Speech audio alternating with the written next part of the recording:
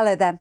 Parts of North America quite literally leapfrog from autumn into an early taste of winter at the weekend. And you can see exactly where I'm talking about by the blue tones on the air mass chart.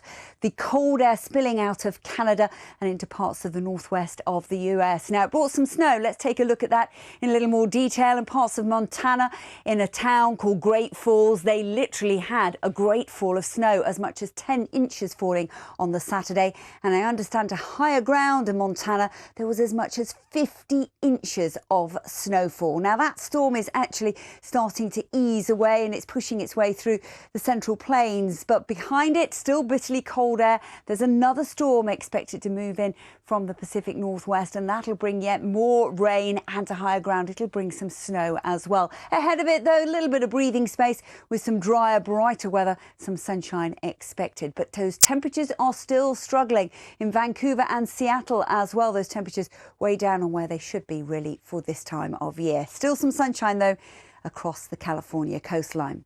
Now, this is Storm Narda that's making its impression felt across the west coast of Mexico and the Baja Peninsula. It's going to bring a lot of heavy rain as it continues to move further north and inland, and it will bring as much as maybe 10 inches of rainfall with huge storm surge, so that could bring some localised flooding. At the same time, Typhoon Mitag continues to track its way north of Taiwan, expected to make landfall during the latter stages of Monday into Tuesday across the east coast of China. It's the 18th storm and what has been a very active typhoon season. It'll continue to track in a northerly direction towards the Korean Peninsula, but it doesn't look as though it's going to impact too significantly across Japan, and that'll be good news for the World Cup that continues to take place. Moving away from Asia, it certainly looks as though we will continue to see some sharper showers over the next few days. The best of the drier weather into Beijing, top temperatures of 30 degrees, and much of China down into Malaysia and Indonesia pretty quiet at the moment.